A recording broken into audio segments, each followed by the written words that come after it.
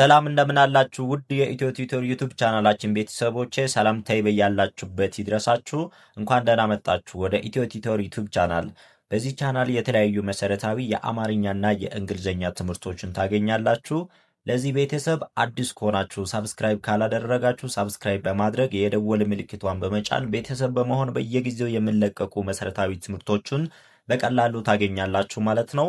ከዚህ በተጨማሪ ደግሞ ከኛ ጋር ማጥናት የምትፈልጉት አማርኛ፣ እንግሊዝኛና ኦሮምኛ በያላችሁበት ሆናችሁ በኦንላይን መማር የምትፈልጉ ተማሪዎች ማንበብና መጻፍ ላይ የምትቸገሩት እንደገና ደግሞ በተለያየ አጋጣሚ የትምህርት እድል ያላገኛችሁ ተማሪዎች በቀላሉ በአጭር ወራቶች ውስጥ በአጭር ጊዜያቶች ውስጥ እኛ ጋር ተምራችሁ መውጣት ትችላላችሁ ማለት ነው። ብዙ ተማሪዎች ከኛ ጋር እየተማሩ ይገኛሉ። ከነሱ ጋርም ተቀላቅላችሁ በግሩፕም በግልም እያጠናችሁ በአጭር ጊዜ ውስጥ አውቃችሁ መውጣት ትችላላችሁ ማለት ነው። ይህንን ለማድረግ ደግሞ በታች ያስቀመጥንላችሁን ስልክ እየተጠቀማችሁ በኢሞ፣ በዋትሳፕ፣ በቴሌግራም እየደወላችሁ መመዝገብ መጀመር ትችላላችሁ ማለት ነው። ቤተሰቦቻችን ዛሬ ደግሞ እንደተለመደው እናንተን ይጠቅማል ያስተምራል ብዬ ያሰብኩትን ቪዲዮ ይዤላችሁ መጥቻለሁ ማለት ነው። ቤተሰቦቻችን ዛሬ የምናያቸው ደግሞ አጫጭር ሀሳቦችን እኛ መግለጽ የምንፈልጋቸው ሀሳቦችን እንዴት መግለጽ እንዳለብን በአማርኛ እንደገና ደግሞ የእንግሊዝኛ ፊደላቶችን ተጠቅመን በአማርኛ ከዛ ደግሞ በእንግሊዝኛ ቋንቋን ምን ብለን እነኝን አጫጭር መልሶችን አጫጭር ሀሳቦችን ማስቀመጥ እንዳለብን የሚያሳይ ቪዲዮ ነው ማለት ነው። ቤተሰቦቻችን እናንተ ከመጀመሪያው ጀምራችሁ ደብተርና እስክሪብቶ አዘጋጅታችሁ እየጻፋችሁ እየሞከራችሁ ትከታተሉኛላችሁ ማለት ነው። ቤተሰቦቻችን ቀጥታ ወደ ቪዲዮ እንገባለን። ስለዚህ ከመጀመሪያው እንጀምራለን ማለት ነው። ስለዚህ በዚህ ጋር በጥቁር የተጻፉት በአማርኛ የተጻፉት ማለት ነው። በመሃል ላይ ያሉት ደግሞ የእንግሊዝኛ ፊደል ተጠቅመን በአማርኛ የጻፍናቸው ናቸው ማለት ነው። እዚህ ጋር ደግሞ በአረንጓዴ ነገር የተጻፉት ደግሞ በእንግሊዝኛ የተጻፉት ናቸው ማለት ነው። ቤተሰቦቻችን በጣም አሪፍ። የመጀመሪያ ይቷ ምን ትላለች? ምንም አይደል፣ ምንም አይደለም ወይም ምንም አይደል ብለን የሆነ ነገር ለመግለጽ ስንፈልግ ብዙ ጊዜ የምንጠቀመው የሆነ ነገር ለሰው አድርገን ያ ሰው አመሰግናለሁ፣ በጣም ነው ማመሰግነው ምናምን እያለ ሲያመሰግንን እኛ ደግሞ ምንም አይደል፣ ምንም አይደለም ምናምን እያለን መመለስ እንችላለን ማለት ነው። እንደዛ ስንመልስ በዚህ ምንም አይደለም የሚለው በዚህ መልክ መጻፍ እንችላለን ማለት ነው። ምንም አይደለም ስንል በዚህ መልክ መጻፍ እንችላለን። ከዛ ደግሞ የእንግሊዝኛ ፊደላቶቹን ተጠቅመን የአማርኛ ሀሳባችን ማስቀመጥ ከፈለግን ደግሞ ምንም አይደል፣ ምንም አይደል የሚለውን በዚህ መልክ መጻፍ እንችላለን ማለት ነው። እነኝን ያው በተለምዶኛ የምንጠቀማቸው ናቸው እንጂ ፎርማል የሆኑት አይደሉም። ስለዚህ በዚህ መልክ ሀሳባችን መግለጽ እንችላለን።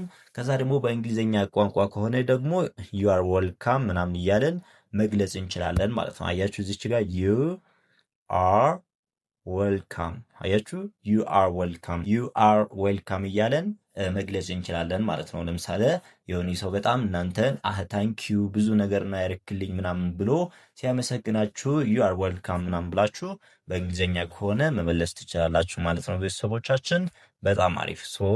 አንድ ላይ ላንብብላችሁና ቀጣዩን እናያለን ማለት ነው። ቤተሰቦቻችን ኦኬ። ስለዚህ የመጀመሪያዊቷ ምንም አይደለም በአማርኛ ስንጽፍ፣ ከዛ ደግሞ የአማርኛ ሀሳቡን በእንግሊዝኛ ፊደል ስንጽፍ ምንም አይደል እንደዚህ መጻፍ እንችላለን። ደግሞ ትርጉማቸውን ደግሞ በእንግሊዝኛ ዩ አር ዌልካም በሚለው መግለጽ እንችላለን ማለት ነው። ቤተሰቦቻችን በጣም አሪፍ። አብዛኞቻችሁ እንደዚህ አይነት ቀለል ያሉ ነገሮችን ማወቅ ትፈልጋላችሁ። በእንግሊዝኛ ቋንቋም ቢሆን ማወቅ ስለምትፈልጉ እንዲሁም ደግሞ ስለሚያስፈልጋቸው እነኝን እየያዛችሁ ትሄዳላችሁ ማለት ነው። ቤተሰቦች በጣም አሪፍ። ኦኬ፣ አሁን ደግሞ ሁለተኛይቷን እናያለን ማለት ነው። ቤተሰቦቻችን ሁለተኛይቷ ደግሞ በአማርኛ የተጻፈችውን ነው የምናያት። መጀመሪያ እንደዛ ጥሩ ነው። አያችሁ፣ እንደዛ ጥሩ ነው፣ እንደዛ ጥሩ ነው። አያችሁ፣ የሆነ ሀሳብ ተስማምታችሁ የሆነ ነገር ከተስማማችሁ በኋላ እንደዛ አሪፍ ሀሳብ ነው ወይም እንደዛ ጥሩ ነው ምናምን ብላችሁ መግለጽ ትችላላችሁ። ሀሳባችሁን ስትገልጹ እንደዛ ጥሩ ነው የሚለውን በዚህ መልክ መጻፍ ትችላላችሁ ማለት ነው በአማርኛ። ከዛ ደግሞ የእንግሊዝኛ ፊደል ተጠቅማችሁ ስጽፉ ደግሞ እንደዚህ እንደዛ ጥሩ ነው። አያችሁ እዚች ጋር ማለት ነው። እንደዛ ጥሩ ነው። እንደዛ ጥሩ ነው የሚለውን የእንግሊዝኛ ፊደል ተጠቅማችሁ በአማርኛ ሀሳባችሁን ስታስቀምጡ በዚህ መልክ መጻፍ ትችላላችሁ ማለት ነው። እንደምታውቁት አሁን ብዙ ሰው አማርኛ ብቻ ከሚጠቀመው ይልቅ የአማርኛን ሀሳብ ለመግለጽ እነኚህ የእንግሊዝኛ ፊደላቶች ታይፕ ለማድረግ ለመጻፍም በጣም ቀላል ስለሆኑ እነሱን እንደሚጠቀም ታውቃላችሁ ማለት ነው። እናንተ መጠቀም የምትፈልጉ ተማሪዎች በእንደዚህ መልክ እየሞከራችሁ መለማመድ ይጠበቅባችኋል ማለት ነው። ለመጻፍም ቀላል ስለሆነ በጣም አሪፍ።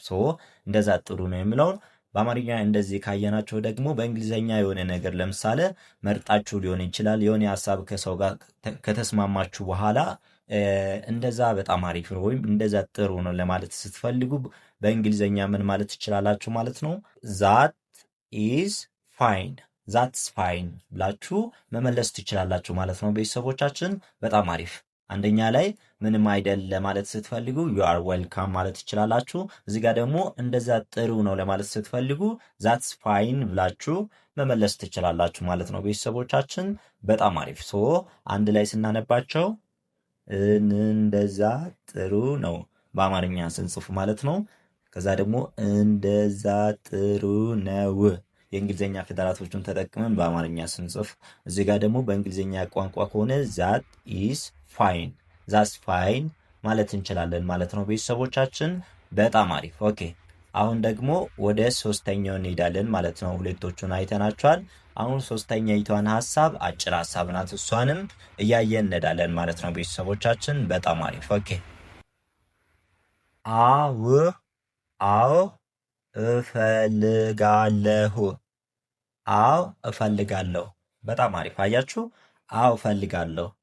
አዎ እፈልጋለሁ ስትሉ በዚህ መልክ መጻፍ ትችላላችሁ ማለት ነው በአማርኛ። በእንግሊዝኛ ማለትም የእንግሊዝኛ ፊደል ተጠቅማችሁ ደግሞ የአማርኛውን ሀሳብ መግለጽ ስትፈልጉ ደግሞ አዎ እፈልጋለሁ። አዎ እፈልጋለሁ። በጣም አሪፍ።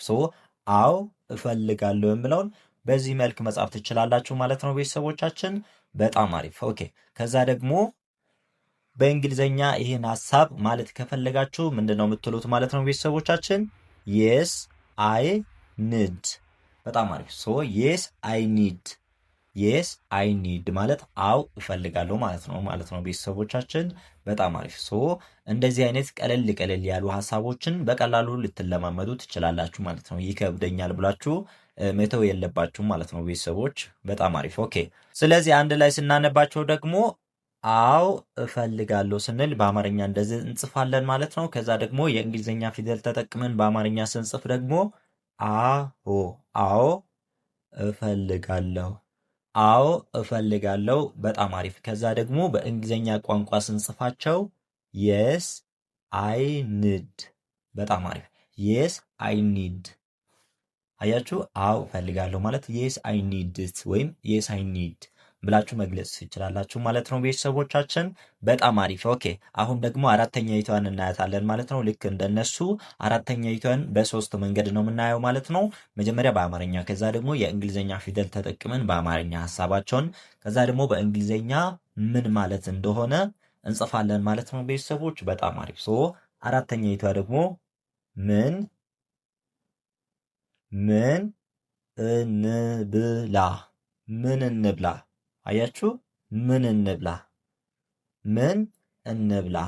የእንግሊዝኛ ፊደል ተጠቅመን ስንጽፍ ደግሞ ምን የምትሏ እንደዚች፣ ከዛ እንብላ የምትሏ ደግሞ እንደዚች። ስለዚህ ምን እንብላ የምለውን በዚህ መልክ መጻፍ እንችላለን ማለት ነው ቤተሰቦቻችን።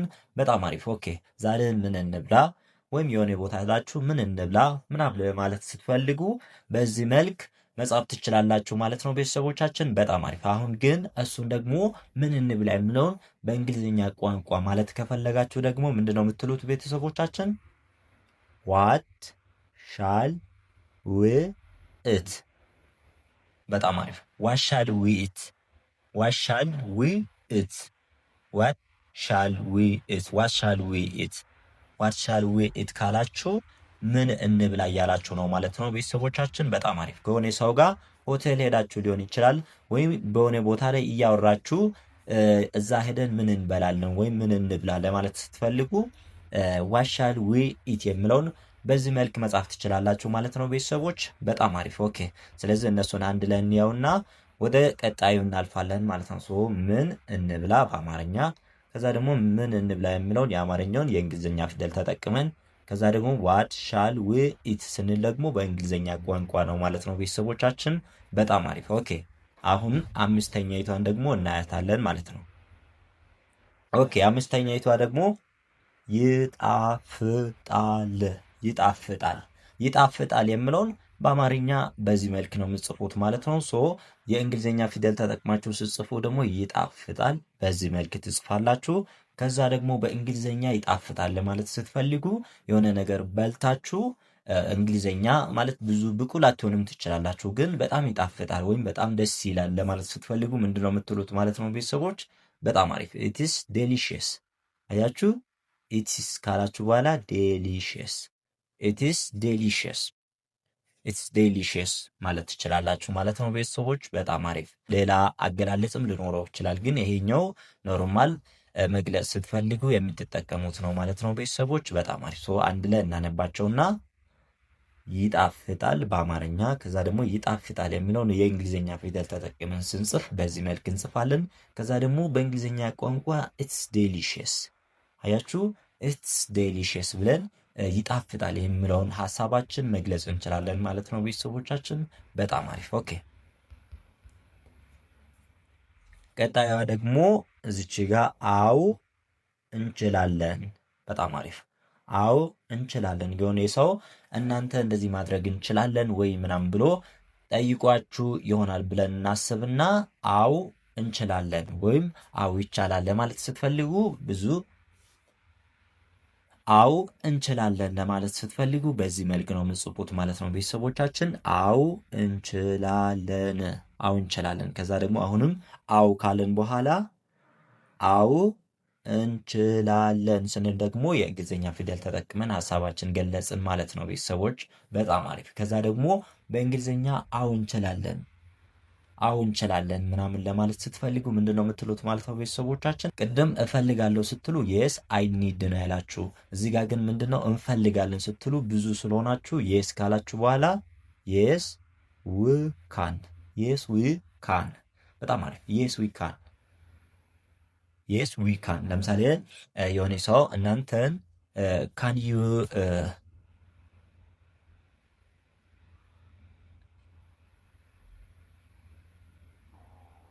ለምሳሌ የሆነ ሰው እናንተን በእንግሊዝኛ ካን ዩ ሄልፕ ሚ ምናምን ብሎ ቢጠይቋችሁ ልታግዘኝ ትችላላችሁ፣ ልታግዙኝ ትችላላችሁ ወይም ልታግዘኝ ትችላለህ ምናምን ብሎ ሊጠይቅ ይችላል። ሶ ያን ምን ብለን መመለስ እንችላለን ማለት ነው? ብዙ ከሆነን የስ ዊ ካን፣ ብቻችሁ ከሆናችሁ ደግሞ የስ አይ ካን ነው የምትሉት ማለት ነው። ሶ እዚህ ጋር አሁን አንድ ላይ እንደሆናችሁ ወይም ከአንድ ሰው በላይ እንደሆናችሁ ነው የገለጽኩት ማለት ነው። ሶ አዎ እንችላለን ስንል የስ ዊ ካን እያለን መግለጽ እንችላለን ማለት ነው ቤተሰቦቻችን። በጣም አሪፍ። ኦኬ ሶ በአማርኛ አው እንችላለን በዚህ መልክ። ከዛ ደግሞ የእንግሊዝኛ ፊደል ተጠቅመን ስንጽፍ አው እንችላለን በዚህ መልክ እንጽፋለን። ከዛ ደግሞ በእንግሊዝኛ ቋንቋ ስንጽፍ የስ ዊ ካን፣ የስ ዊ ካን። አያችሁ፣ የስ ዊ ካን የምለውን በዚህ መልክ መጻፍ ትችላላችሁ ማለት ነው ቤተሰቦቻችን። በጣም አሪፍ። ኦኬ አሁን ደግሞ ቀጣዩን እናያታለን ማለት ነው ቤተሰቦቻችን። በደንብ አድርጋችሁ እያንዳንዷን እየተለማመዳችሁ እንደሆነ ተስፋ አደርጋለሁ ማለት ነው። ሶ አሁን ደግሞ ጠግቤያለሁ፣ ጠግቤያለሁ፣ ጠግቤያለሁ ለማለት ስትፈልጉ ምንድን ነው የምትሉት? አሁን ደግሞ አያችሁ፣ ጠግቤያለሁ፣ ጠግቤያለሁ፣ ጠግቤያለሁ፣ ጠግቤያለሁ። አያችሁ፣ ጠግቤያለሁ የሆነ ምሳ በልቼ ጠግቤያለሁ በጣም ምናምን ለማለት ስትፈልጉ በዚህ መልክ ትጽፋላችሁ ማለት ነው። የእንግሊዝኛ ፊደል ተጠቅማችሁ ጠግቤያለሁ፣ ጠግቤያለሁ፣ ጠግቤያለሁ በዚህ መልክ ትጽፋላችሁ ማለት ነው። ሶ ጠግቤያለሁ የምለውን ደግሞ በእንግሊዝኛ ቋንቋ ምን ማለት ትችላላችሁ ማለት ነው? የሆነ ሰው እናንተን ሊተሳፍ ዲነር ምናምን ወይም አንድ ላይ እራት እንብላ ወይም ምሳ እንብላ ምናምን ብሎ ቢጠይቋችሁ ምንድን ነው የምታደርጉት ማለት ነው? አይ አም ፉል፣ ጠግቤያለሁ፣ ጠግቤያለሁ ስለዚህ መብላት አንችልም። ወይም የሆነ ቦታ ላይ ምግብ በልታችኋል ብለን እናስብና ስለዚህ አሁን ጠግቤያለሁ ምናምን ብላችሁ ለመግለጽ ስትፈልጉ ምንድን ነው የምትሉት ማለት ነው ቤተሰቦቻችን? አይ አም ፉል፣ አይ አም ፉል። በጣም አሪፍ። ስለዚህ አይ አም ፉል የሚለውን በዚህ መልክ ጠግቤያለሁ የሚለውን በእንግሊዝኛ መግለጽ ስትፈልጉ በዚህ መልክ ትገልጻላችሁ ማለት ነው ቤተሰቦች። ኦኬ አሁን ደግሞ ወደ መጨረሻው አካባቢ ደርሰናል። ከዛ በፊት እነኚህን አንድ እናነባቸውና ወደ መጨረሻኛው እንሄዳለን ማለት ነው። በአማርኛ ጠግቤያለሁ ስንል እንደዚህ እንጽፋለን። ከዛ ደግሞ የእንግሊዝኛ ፊደል ተጠቅመን ጠግቤያለሁ ስንል ደግሞ በዚህ መልክ ጠግቤያለሁ ብለን እንጽፋለን። ከዛ ደግሞ በእንግሊዝኛ ቋንቋ ከሆነ አይ አም ፉል የሚለውን በዚህ መልክ እንጽፋለን ማለት ነው። ውድ ቤተሰቦቻችን በጣም አሪፍ። አሁን ደግሞ መጨረሻኛዋን አይተናት እንጨርሳለን ማለት ነው ቤተሰቦች። ኦኬ የመጨረሻዋ የት ነው? አያችሁ የት ነው ቦታ ለመጠየቅ ፈልጋችኋል ብለን እናስብና የት ነው ወይም የት ነው የምንሄደው ወይም የት ነው ብላችሁ በቀላሉ ለመጠየቅ ስትፈልጉ በዚህ መልክ የት ነው ብላችሁ መጻፍ ትችላላችሁ በአማርኛ። ከዛ ደግሞ የእንግሊዝኛ ፊደል ተጠቅማችሁ የት ነው የሚለውን በዚህ መልክ። ከዛ ደግሞ በእንግሊዝኛ ቋንቋ ከሆነ where is it አያችሁ where is it ወይም where is it ብላችሁ የት ነው ማለት ትችላላችሁ ማለት ነው። የት ነው ምንድነው ምንድነው ለማለት ብትፈልጉ አሁን what is it ነው የምትሉት። እንደገና ደግሞ መቼ ነው ለማለት ከፈለጋችሁ ወይን ትላላችሁ ማለት ነው። አሁን where የሚለውን ቦታ ስለሆነ where is it ብለን በዚህ መልክ ሞክረናል ማለት ነው ውድ ቤተሰቦቻችን።